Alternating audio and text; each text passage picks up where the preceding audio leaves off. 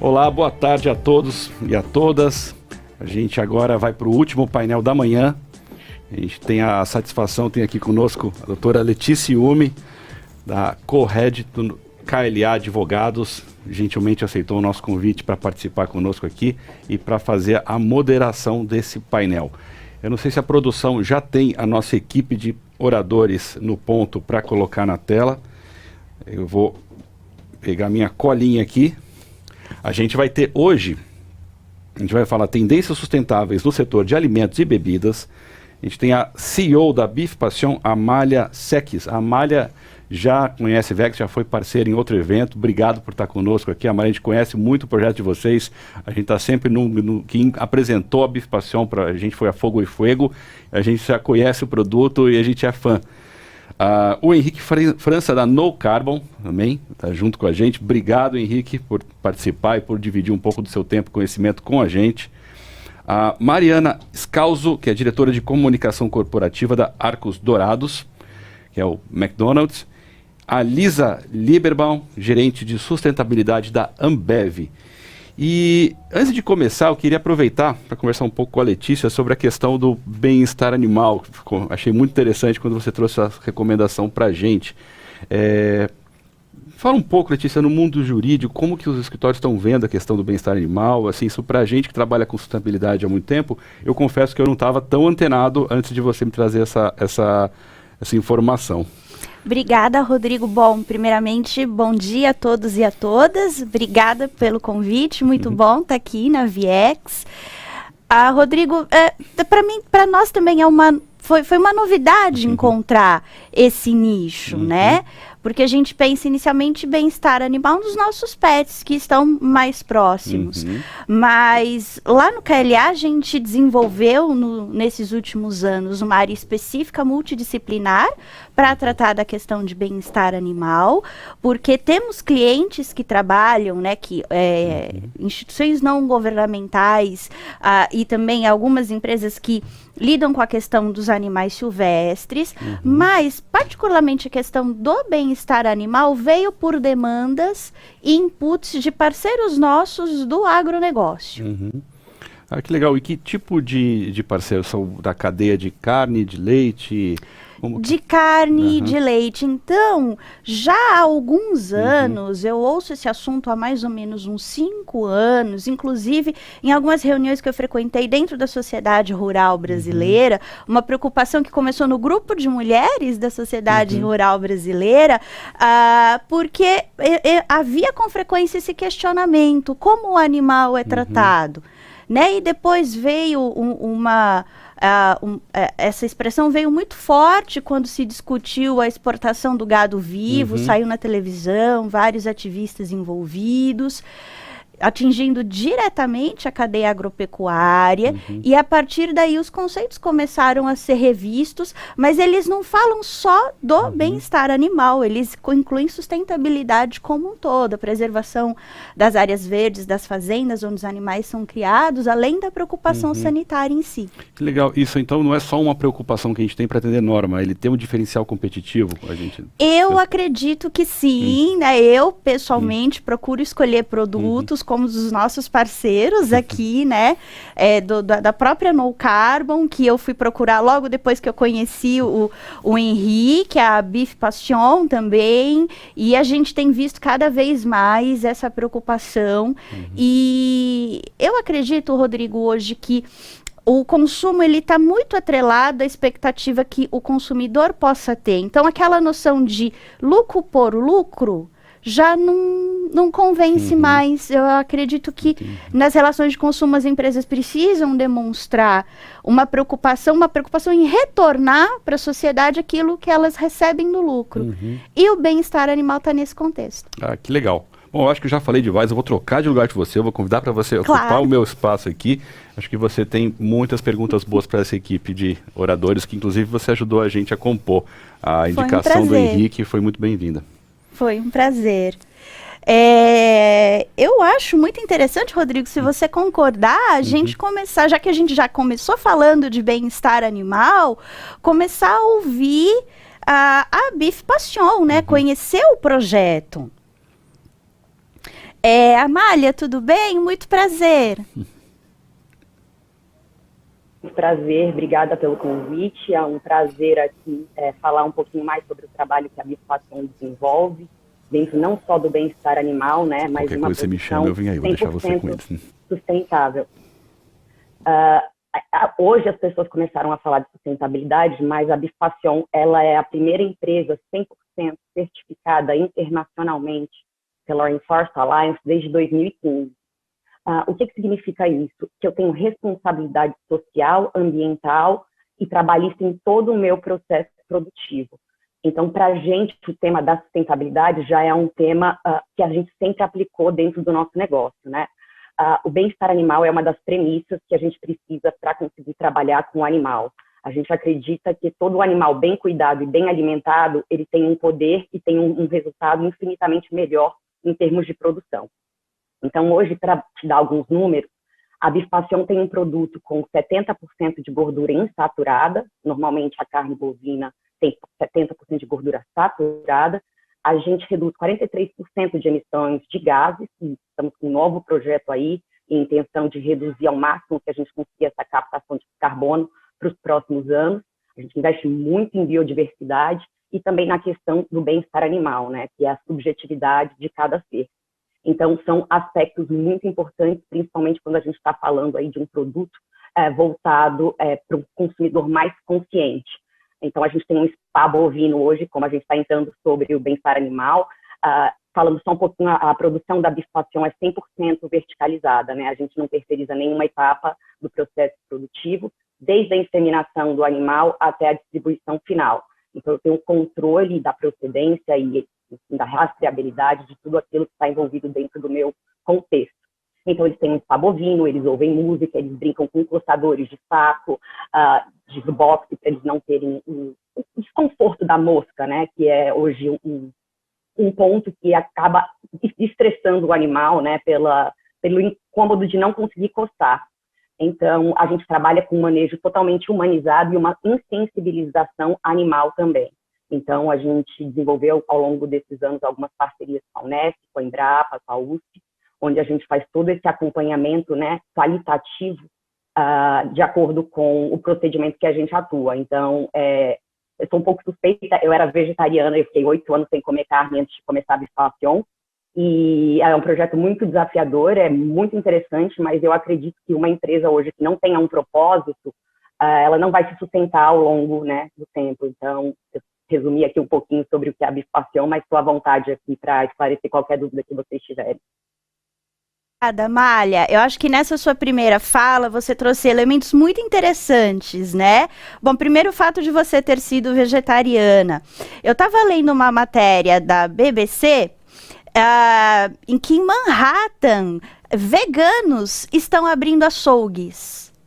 Porque não dá para você impor a sua filosofia de vida, para quem entende veganismo como uma filosofia de vida, não dá para você impor isso a terceiros, às pessoas que comem carne. Então, eles pensaram assim, já que a pessoa vai comer carne de qualquer forma, então deixa eu abrir um açougue onde esse animal, esse produto animal, seja manipulado da maneira que eu considero adequada. Não sei se foi isso que você pensou quando nasceu a Bifascion, mas o que eu percebo também da sua fala é essa preocupação toda com o que a gente chama de enriquecimento ambiental do animal, para evitar que o animal tenha estresse, para evitar que claro, a gente sabe, ninguém aqui é hipócrita, a gente sabe que, né, o produto final vai parar na nossa geladeira, vai parar na nossa frigideira, vai parar na nossa mesa, mas enquanto o animal está vivo, enquanto ele está sendo criado, por que não promover uma boa qualidade de vida, né? Por que não dar esse tratamento, entre aspas, humanizado para o animal? E o que você falou, por fim, a questão do propósito, Amanda, eu acho muito interessante, muito válido a sua participação, a participação de todos, a gente vai ouvir mais a respeito disso, para dizer o que está por trás, como vocês se relacionam, né, com o animal para a entrega do seu produto, porque é aí que a gente vê que não é só um discurso. Eu acho que as marcas que tentam fazer isso para ter um discurso para agradar o consumidor, que tenha um nível diferente de consciência, em algum momento é uma tática que vai falhar, porque é o propósito que mostra que o discurso que está sendo colocado à venda, ele tem um lastro, né? Ele é verdadeiro. E hoje em dia, nas redes sociais, os consumidores percebem muito fácil o que é verdade e o que não é. Então, eu achei muito válido. Amália, para a gente continuar aqui o nosso ping-pong, eu queria falar um pouquinho agora com o Henrique da No Carbon, que são projetos muito parecidos, mas o Henrique lida com leite, né, Henrique? Bom dia a todos. Primeiro eu queria, antes de mais nada, agradecer o convite do Viex e também de você, Letícia, aí tenho uma proximidade grande aí com todo o pessoal do KLA, tenho grandes amigos aí e, enfim, é um prazer estar aqui com todos vocês. Pois é, o nosso produto, vou já falar um pouquinho dele aqui, se vocês estão conseguindo ver, aproveitei e trouxe. É um produto que a gente considera bem inovador, porque no Brasil nós não temos um produto com essas 3 certificações e acredito até que talvez seja algum ineditismo, inclusive no mundo, né? Eu estou mostrando aqui as 3 certificações, que é o selo do IBD, o selo de carbono neutro e o selo de bem-estar animal, né? Então, é um produto que tem essas 3 certificações que espelham o que realmente a gente propõe em termos de desenvolvimento desse produto, né? E, falando disso, quer dizer, eu acho que a gente tem que remeter aí a talvez uma evolução histórica e de um novo capitalismo, né? Quer dizer, o capitalismo ele tem essa nova vertente que é um capitalismo talvez mais humano e principalmente com propósito, né? Propósito, vocês falaram a palavra propósito, para nós isso é tudo, né? Nós somos um grupo de empresários e ativistas de impacto social, né? Nós estamos nisso há mais de 15 anos, eu estou nisso há muito tempo, desde 2005, trabalhando com projetos de impacto social aí, como advogado, né? E realmente esse grupo tem uma preocupação muito grande com o propósito, né? E falando um pouco do nosso produto, o nosso produto, na verdade, nasceu de uma crítica ao sistema de produção alimentar que nós temos, né? E o nosso produto, ele compõe, através desses 3 pilares, né, integra um conceito que a gente chama de sistema de agroalimentar, tá?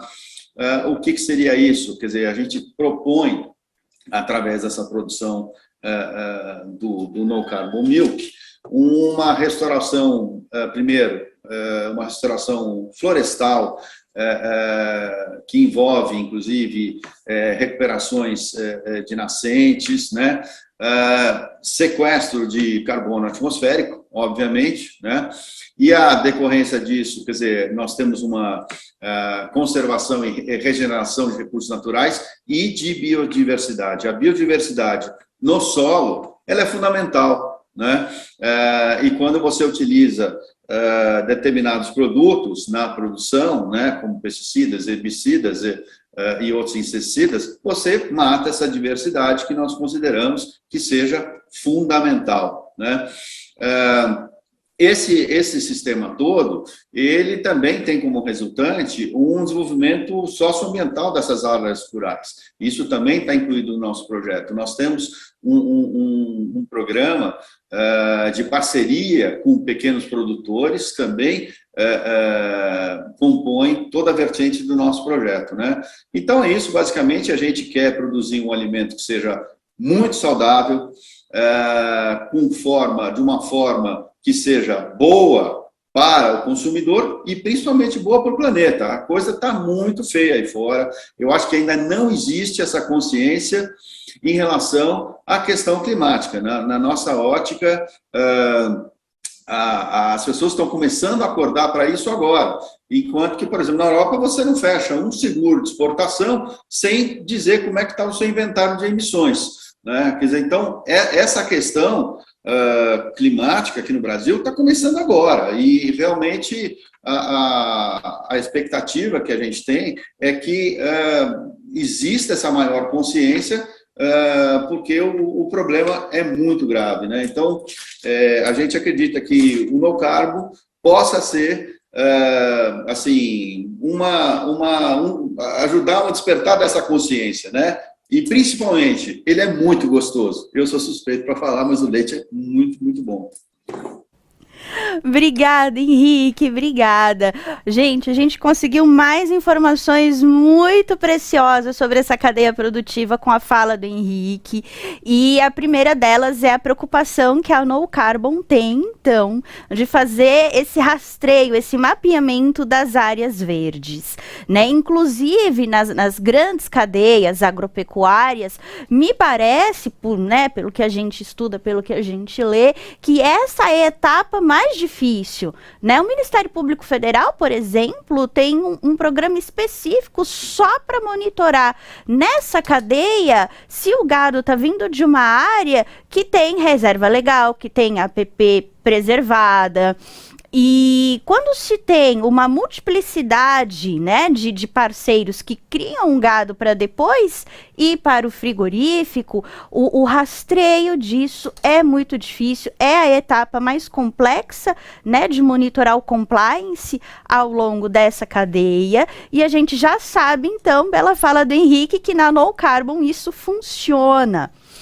E eu fiquei muito bem impressionada, Henrique, a gente conversou antes aqui, né, do nosso encontro na Viex. Você estava me falando que vocês pretendem, inclusive, ir até a COP em Estocolmo. Então, essa preocupação de mudanças climáticas é muito forte.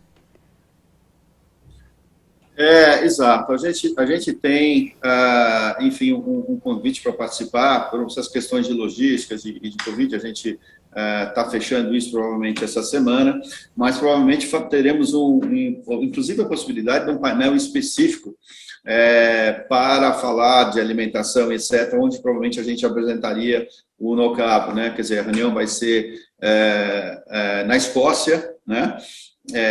Que é a reunião intergovernamental do clima, do efeitos climáticos do IPCC, e esse IPCC vai ser muito importante, né, para que a gente possa aumentar a consciência para a grandeza do problema. Quer dizer, nós temos aí grandes preocupações que só se acumulam, né? Então, realmente, nós esperamos poder dar uma contribuição pelo lado brasileiro, que, assim, nós entendemos que vem sendo um pouco muito fraca a nossa atenção pelo lado brasileiro em relação à questão climática, né?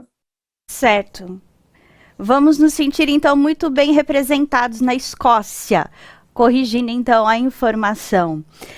Mariane Scalzo, a gente também, né, a Viex organizou um grupo, assim, secreto dos painelistas, e a gente estava lá trocando ideias, e eu pude perceber que a Arcos Dourados também tem um programa muito forte de sustentabilidade.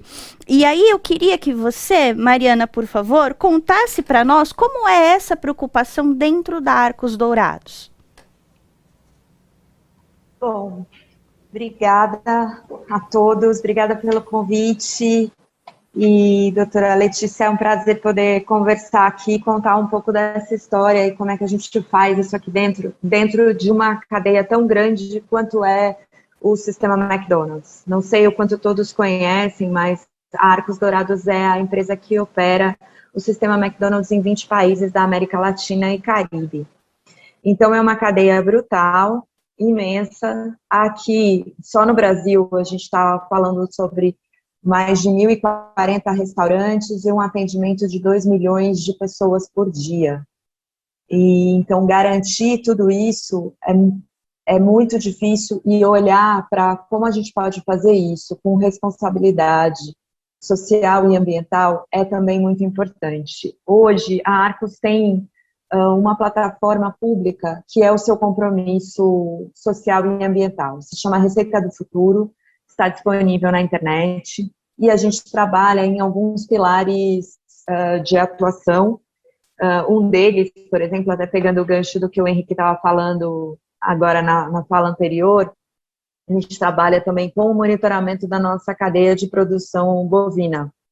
Então, a gente monitora 100% da nossa produção para evitar áreas deflorestadas ou áreas de preservação. Então, para a gente saber como o nosso gado está sendo produzido, de onde ele vem e de onde a carne que a gente serve diariamente está sendo produzida, como ela vem, e como é que a gente garante isso para a sustentabilidade do nosso negócio, para o conforto do nosso cliente, para a segurança alimentar e para, enfim, para toda a continuidade da cadeia, e que influência a gente pode ter em todos os caminhos.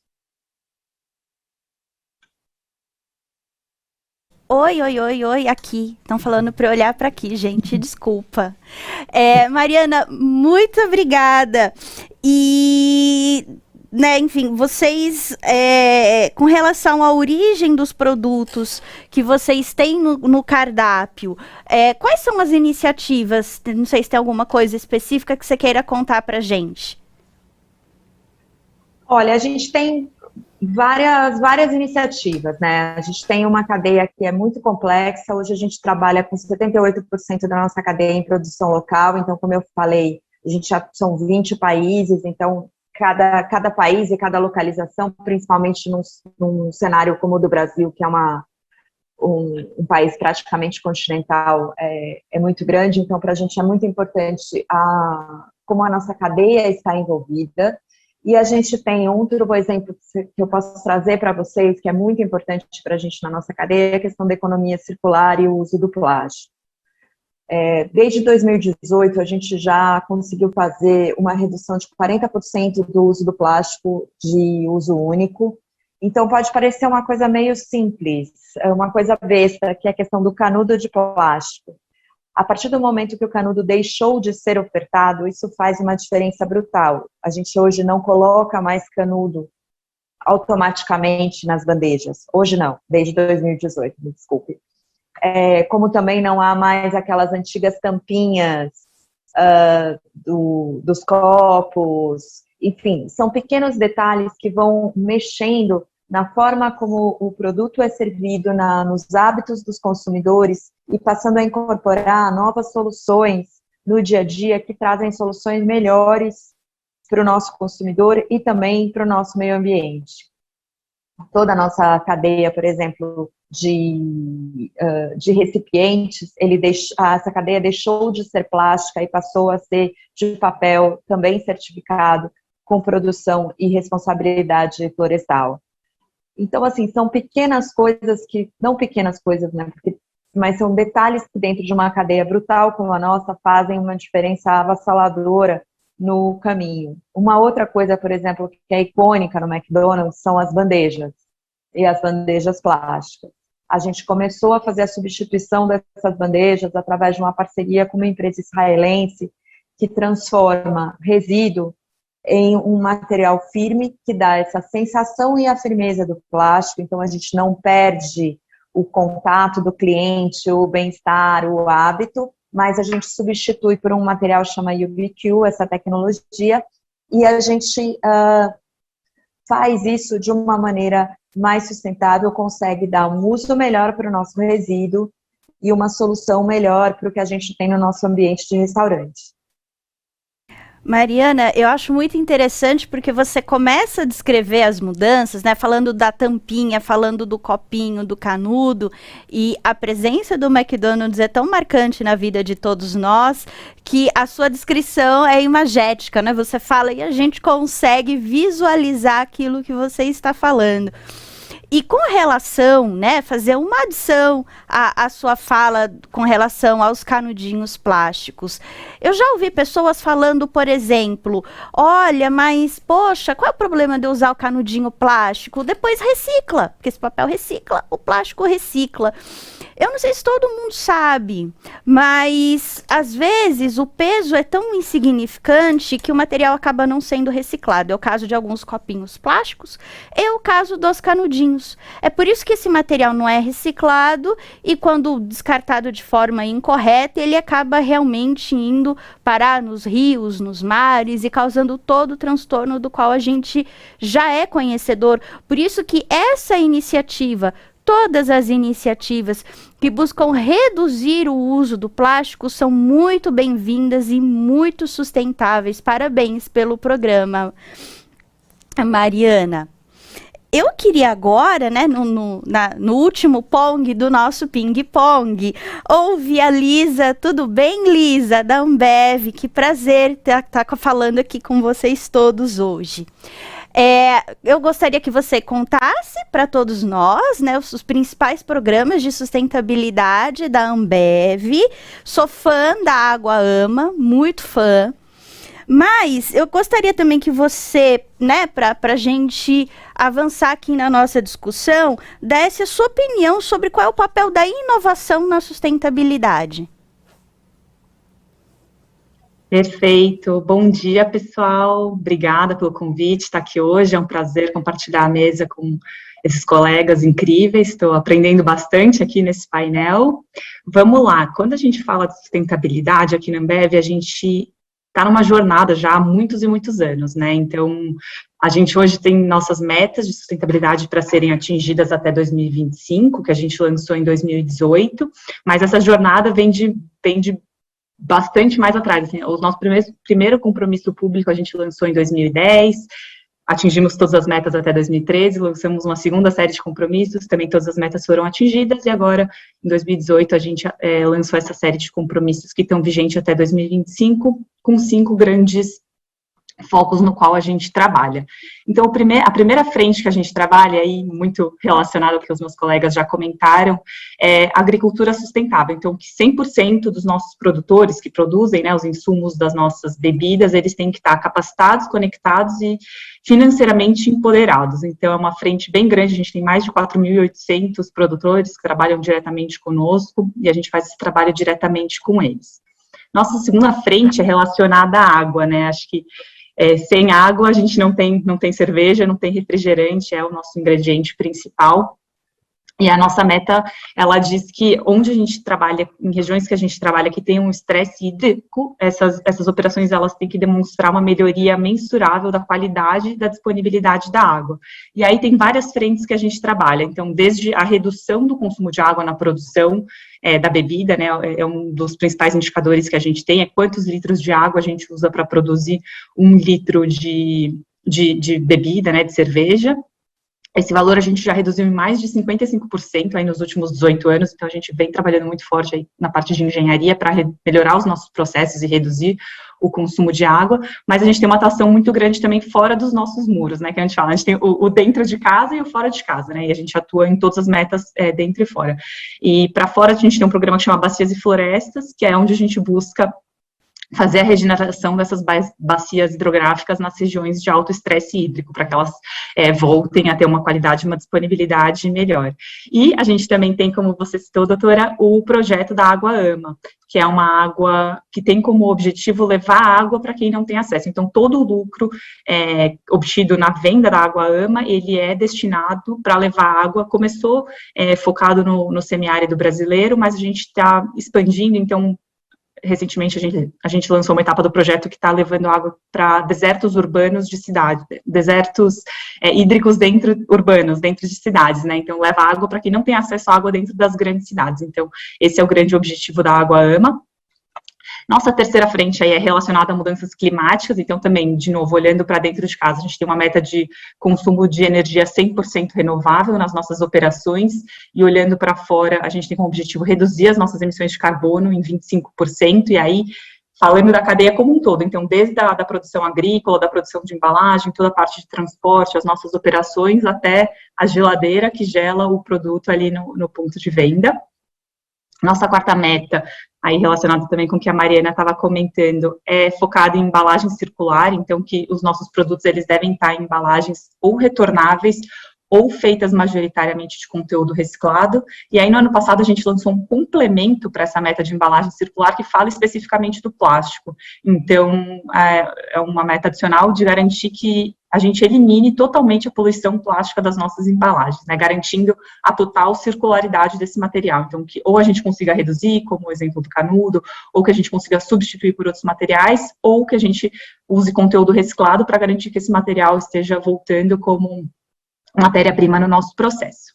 E a nossa quinta meta é relacionada a empreendedorismo, e aí acho que junta muito com a sua segunda pergunta, que é o papel da inovação que a gente tem aqui, né, na companhia. Então, quando a gente lançou essas metas em 2018, a gente não tinha todas as respostas de como a gente iria atingi-las até 2025, né, tinham muitas dúvidas, muitas incertezas, e a inovação tem um papel fundamental nisso, né, então, é um programa que eu gosto de citar, que é bem bacana aqui para a gente, que é a Aceleradora 100+, que é um programa onde a gente busca startups de impacto social e ambiental para nos ajudarem a atingir esses desafios que eu estava comentando com vocês. E esse programa, ele fica nesse quinto pilar que a gente tem de objetivo, que é o de empreendedorismo.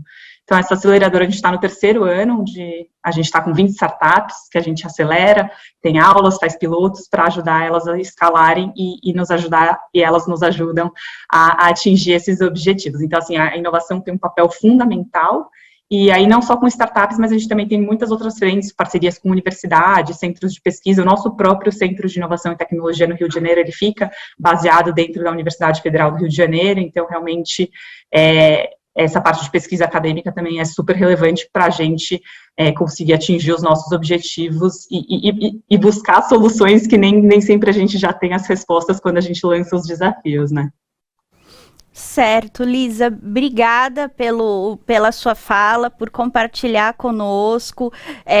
Para quem tiver oportunidade de conhecer de perto os projetos, o que está mais perto da gente aqui nos grandes centros, que é palpável, é a Água-Ama, vale muito a pena.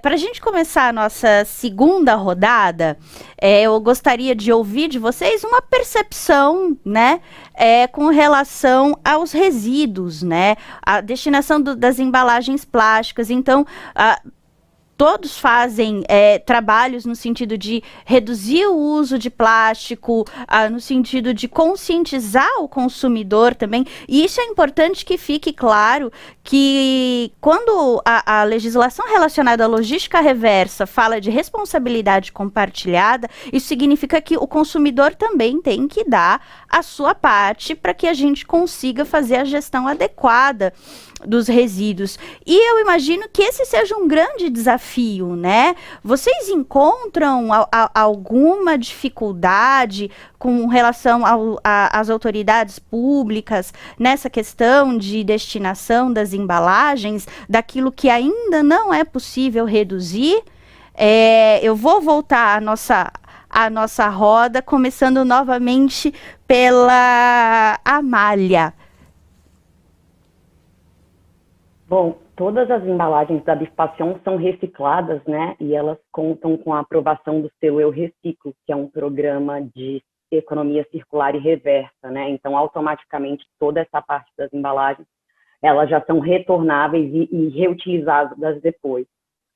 Mas o que mais impacta ali para a gente é dentro das fazendas, né? A gente faz um trabalho de biodinâmica, onde todos os resíduos e dejetos desses animais, eles voltam para o solo como fertilizante. A gente também está investindo muito, né, em bioflorestas, agroflorestas, e um equilíbrio aí dessa biodiversidade para complementar todo esse ecossistema que envolve a Bifassion, né, porque eu tenho desde a inseminação do meu animal até a distribuição dele final. Um ponto que é muito importante para a Bifassion, não só a questão de reutilização de de insumos ou de bens, é a nossa preocupação também, quando a gente fala em sustentabilidade. Normalmente as pessoas têm um olhar muito voltado só para o meio ambiente, né? A Bifassion, a gente nos considera um conceito integral. A nossa certificação da Rainforest Alliance, para vocês terem ideia, são mais de 136 critérios socioambientais que têm que ser seguidos assim, à risca. Eu vou te dar um exemplo. Se eu tiver um funcionário que não tenha um filho matriculado na escola, eu não posso mais ser certificada pela Rainforest Alliance. Então, quando a gente fala de sustentabilidade, a gente tem que entender no contexto tudo que é impactado.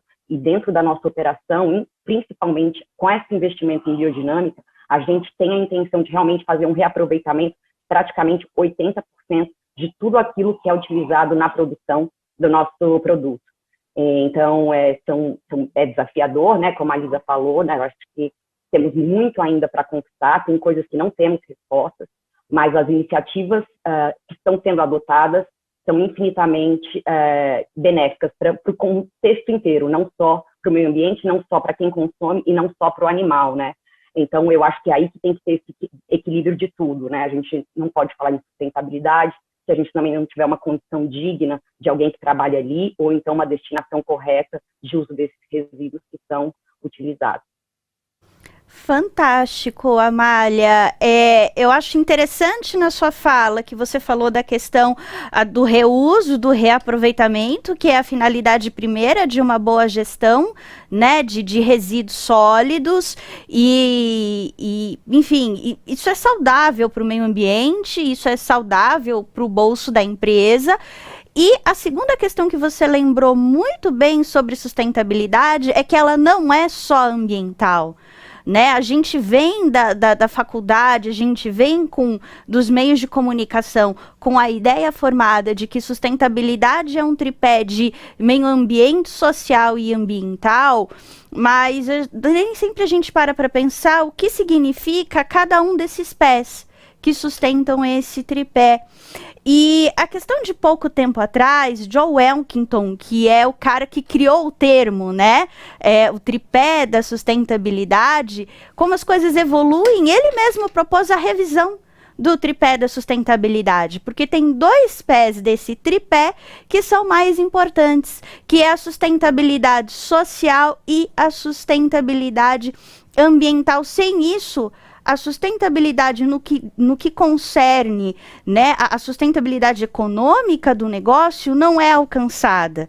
E a sustentabilidade social realmente não é só apoiar financeiramente um projeto dedicado a comunidades vulneráveis. A sustentabilidade social é isso que você falou, né?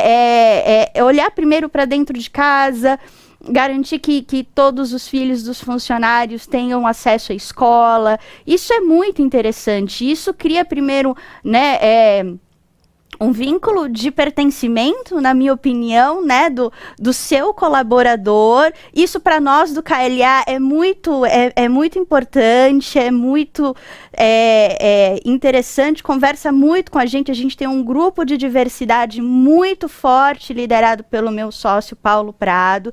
Então, a gente está de mãos dadas aí com você nessas questões, nesses aspectos sociais dos negócios, que acho que cada vez mais, principalmente da pandemia para cá, não sei se vocês notaram isso, as questões sociais, a questão de saúde mental, da qualidade de vida das pessoas, está mais à tona, né? E acho que é o que os sociólogos chamam de janela de oportunidade. Acontece de tempos em tempos. Quando chega a janela de oportunidade, é o momento que a gente tem de avançar.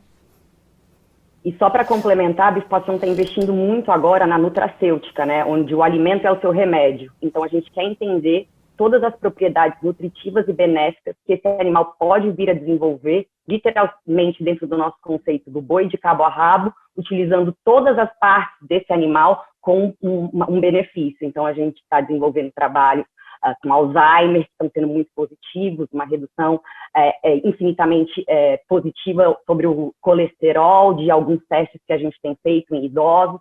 Então, a gente está entendendo, assim, até que ponto eu posso impactar não só o meio ambiente, não só o meu consumidor, não só a empresa, mas também beneficiar a saúde de quem está consumindo o meu produto. Então, a gente está desmistificando toda a ideia negativa que hoje enfim, lançada contra a produção de carne bovina, que era um dos motivos do qual eu era vegetariana. A partir do momento que eu não tenho mais esses motivos para não comer, não tem por que eu não consumir. Tá certo, Amália. Realmente existe um propósito muito bonito na sua fala. Muito obrigada. Falando em propósito, quem também falou muito de propósito foi o Henrique. Henrique, qual é a sua percepção disso que a gente está conversando agora? Qual é, assim, como você vê esse desafio, né, da cadeia de alimentos, de lidar com a gestão de resíduos?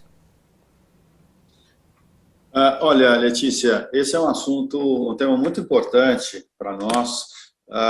Nós estamos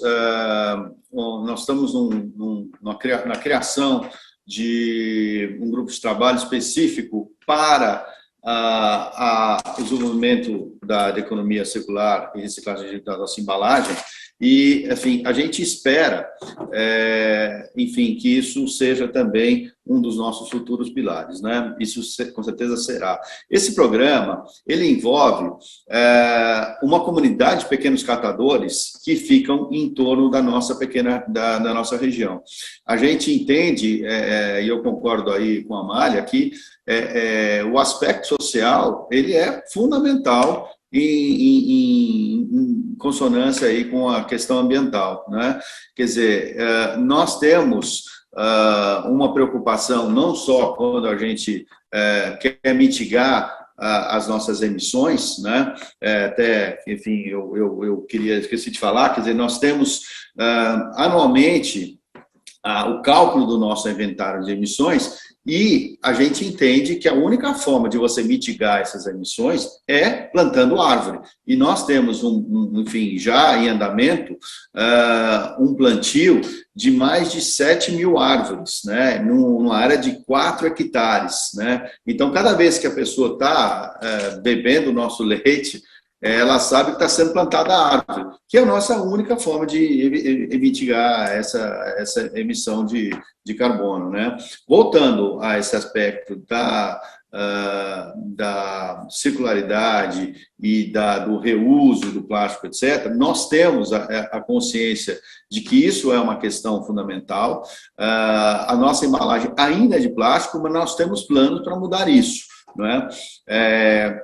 Nós, principalmente, queremos, assim, que esse programa, que envolva pequenos catadores, seja o cerne desse nosso programa, né?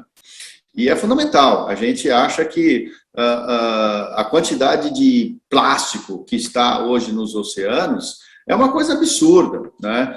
E isso vai ter dentro daquela consciência, quer dizer, você não só quer consumir um alimento que seja mais saudável, que seja mais integrado à preservação, resultante da preservação do meio ambiente, né? Como também a gente sabe que essa matriz de produção de derivados de petróleo, ela tem que mudar, né? E nós temos planos dentro da nossa produção para fazer toda essa reciclagem dos nossos produtos, fazendo um sistema de análise e controle das nossas garrafas, né? E que seja integrado com o impacto das comunidades de pequenos catadores da nossa região. Essa questão da embalagem realmente é um desafio, deve ser um desafio muito grande, porque existe a questão da sustentabilidade, mas também existe a questão sanitária, né? A embalagem tem que manter a qualidade do seu produto, né? E realmente, nesse ponto, não gostaria de estar na pele de vocês, porque acho que tem que quebrar muito a cabeça para chegar num modelo que seja ideal. Então, parabéns por aceitar esse desafio. E parabéns também por envolver as comunidades de catadores nesse projeto. A gente atende pelo nosso pro bono algumas instituições que têm enfrentado esse problema de plástico nos oceanos e alguns até comunidades de catadores, né, cooperativas de catadores.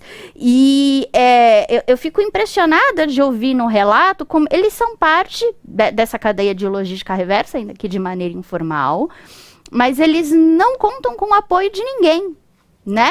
Eu conversei com uma moça, inclusive, de uma cidade do litoral norte de São Paulo, em um projeto voluntário que eu faço de educação ambiental no litoral, e essa catadora falou para mim, falou, olha, me ajuda a pagar a gasolina para chegar até aí, porque...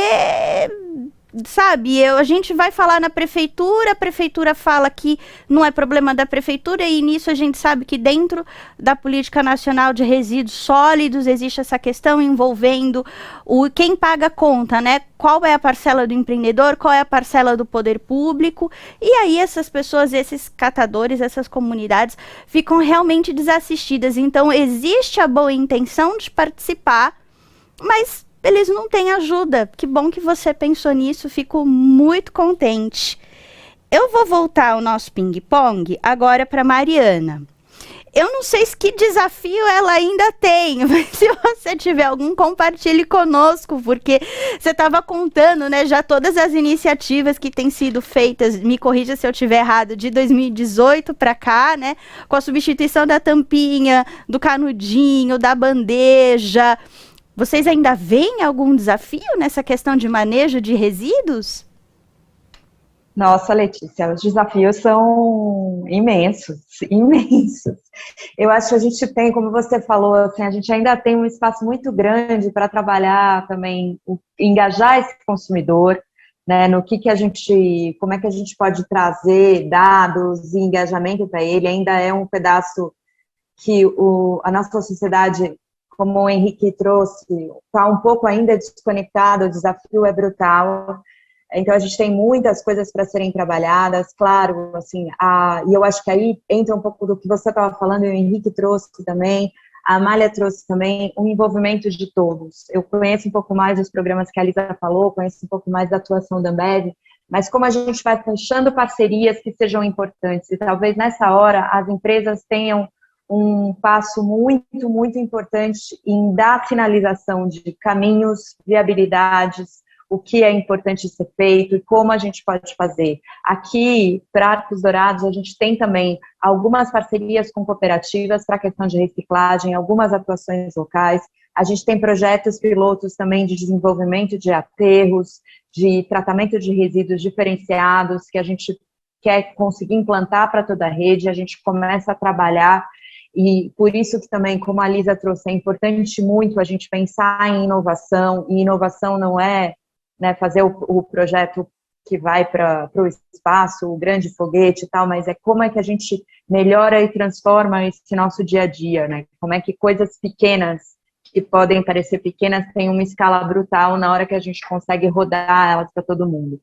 Então, isso é muito, muito importante. A gente vai ter sempre um olhar muito diferenciado para resíduos. Um exemplo que para mim é muito relevante é como a gente consegue fechar o nosso ciclo de óleo.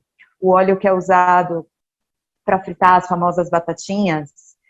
Então, assim, esse óleo, ele é reciclado, ele tem um recolhimento específico, ele volta para a cadeia para ser usado como biodiesel, como transformação, de biocombustível. Então, a gente tem formas de fazer e tratamentos para esses produtos que a gente possa melhorar esse ciclo, ganhar escala e trazer exemplos e desenvolvimentos que depois podem ser aplicados em empresas imensas ou empresas pequenas. Mas como é que a gente pode trabalhar em conjunto, né? Porque olhar para o desenvolvimento sustentável não é só o que eu posso fazer melhor aqui no meu, mas é o que eu posso fazer melhor e de compartilhar essa solução e aplicar em escala para várias empresas, várias sociedades, associações, cooperativas, enfim, como é que a gente olha como sociedade para a nossa longevidade, para o nosso futuro.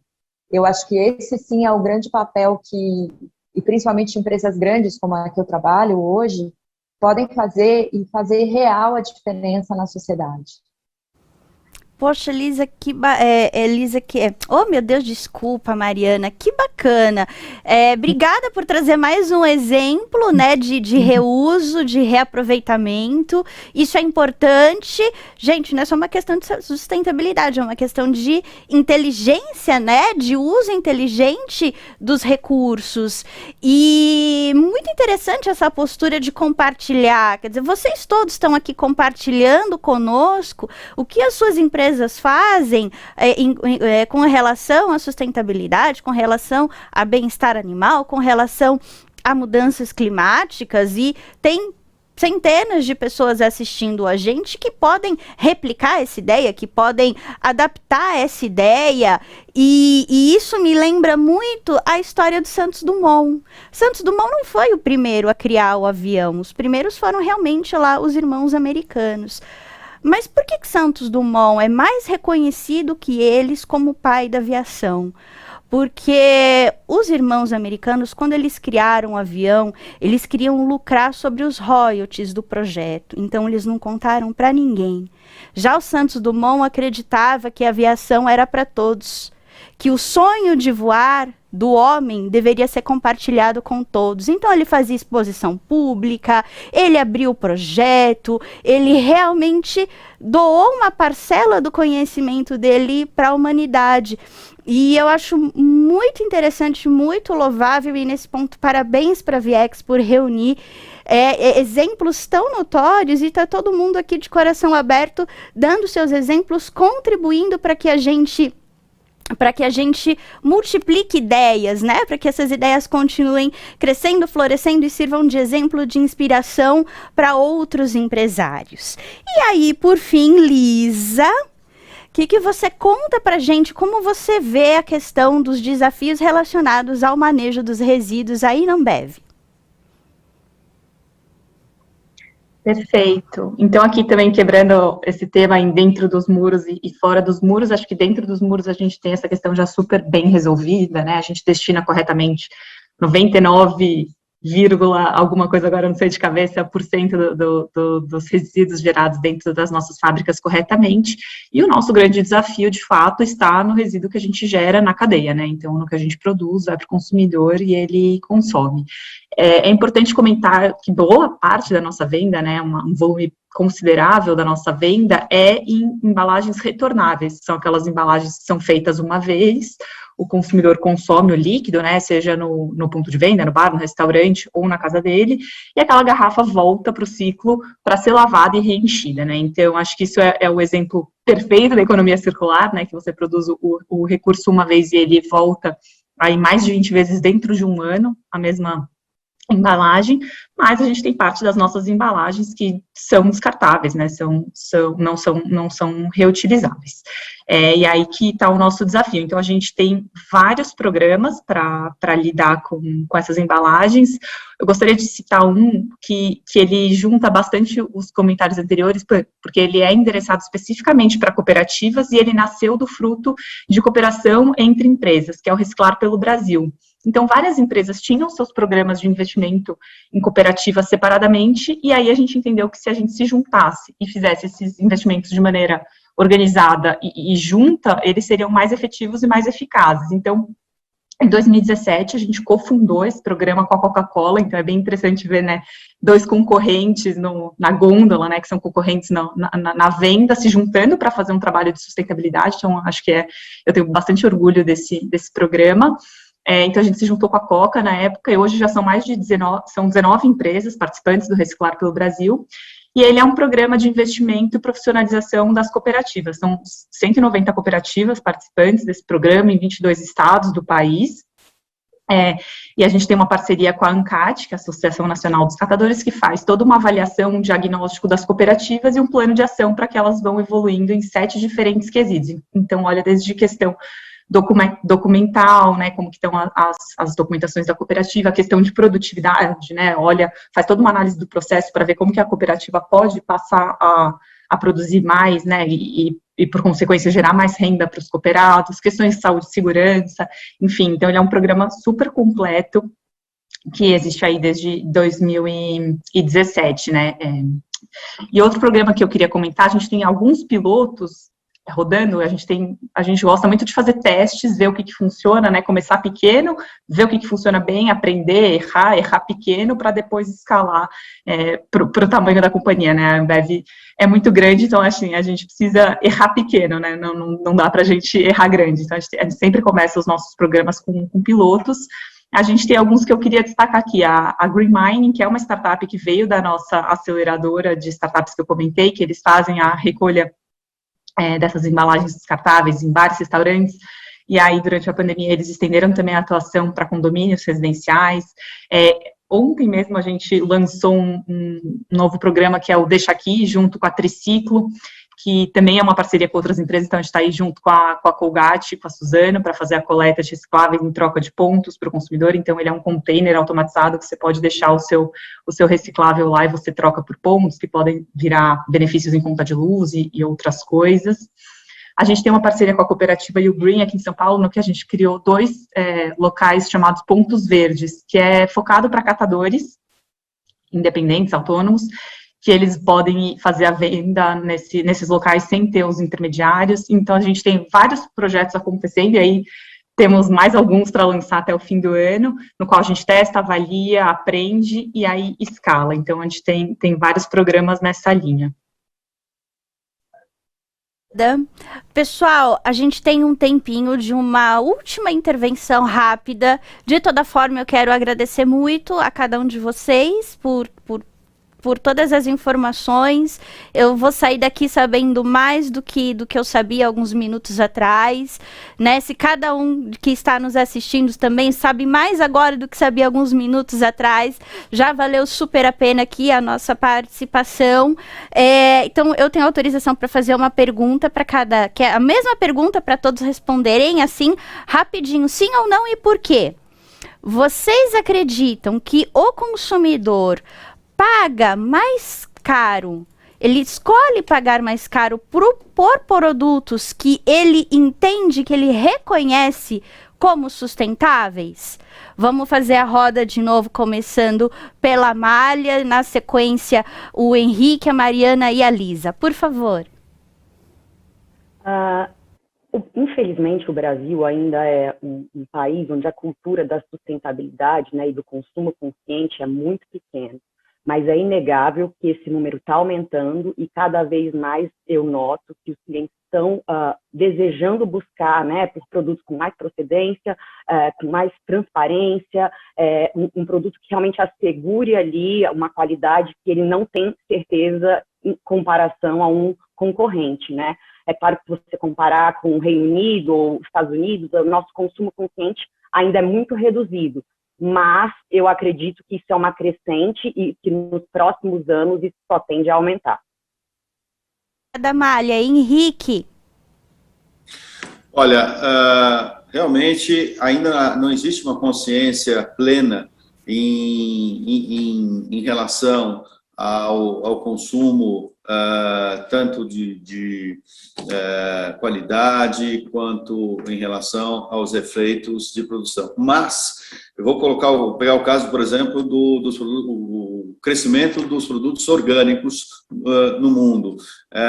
Essa é uma tendência que está visivelmente na direção do crescimento, quer dizer, a gente tem números aí próximos de crescimento de 18% a 20% ao ano e crescente, né? Então, a gente entende que existe uma questão também geracional. Se você colocar qual é a importância para uma pessoa que de 18 até 35 anos, a importância do alimento ter um impacto pequeno no meio ambiente, essa é uma importância altíssima para a pessoa. Quer dizer, a questão do bem-estar animal também. Então, eu entendo que a tendência é de crescimento, sem dúvida, e principalmente nas novas gerações. As novas gerações estão muito mais críticas em relação ao meio ambiente, em relação ao que é saudável, em relação aos produtos orgânicos. Então, nós estamos apostando muito, muito nessa nova tendência. Vai ser recompensado, Henrique. Muito obrigada, Mariana.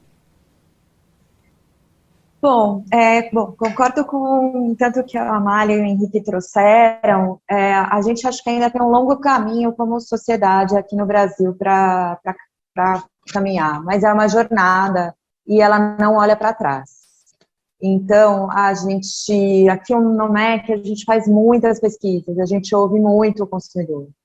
E isso é sim uma tendência. Talvez não seja uma tendência para agora, o final do ano, mas eu acredito que cada vez mais isso vai ser mais importante. E eu acho que também é um papel individual de cada um, como a gente vai trazendo isso, e até como a gente que olha para esse setor, olha para esses pontos, traz essa discussão na mesa da estratégia do negócio e influencia dentro da empresa assim que a gente trabalha.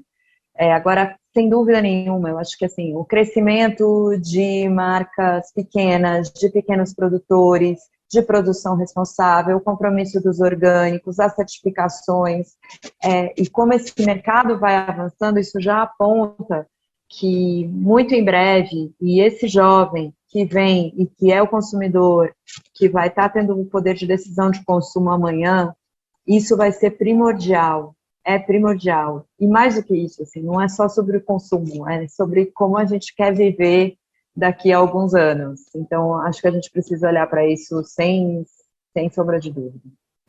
Verdade, Mariana, é um caminho em que não se olha mais para trás. Muito obrigada. Lisa?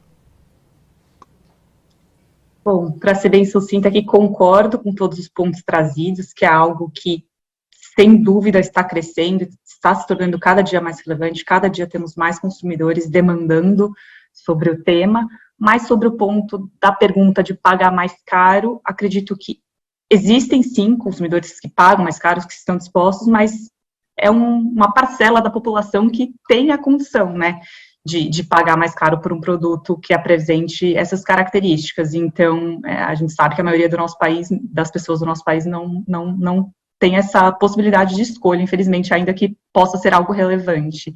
Então, acho que aí fica até um desafio relacionado ao tema de inovação, né? Como que a gente consegue atribuir mais questões de sustentabilidade nos nossos processos, nos nossos produtos, sem que haja um encarecimento, né? Como que a cadeia responsável e sustentável vire o novo mainstream, né? Vire o novo, tá meio clichê, né? Mas o novo normal, né? Que a gente consiga deixar processos e cadeias rastreáveis e sustentáveis tão comuns e tão à ordem do dia, que elas não precisem ter um preço mais caro para o consumidor, né? Acho que esse é o desafio de todos nós aqui, é o que a gente busca e o que a gente tem tentado fazer. Obrigada, Lisa. Gente, foi uma satisfação para a gente estar aqui com você, Letícia. Muito engrandecedor aqui ouvir cada um dos nossos apresentadores. Você gostaria de fazer algum comentário final? Só agradecer. Foi muito agradável estar com todos vocês. Muito obrigada. A joia. Então, eu queria convidar todos vocês. A gente vai fazer um intervalo para o almoço. A gente vai voltar às 14 horas. Mas me volta ainda para a câmera, que tem mais coisa para falar. Tem gente aqui. Agradeço o pessoal que participou. Obrigado, Letícia. Espero encontrar você novamente em muitos eventos da Viex.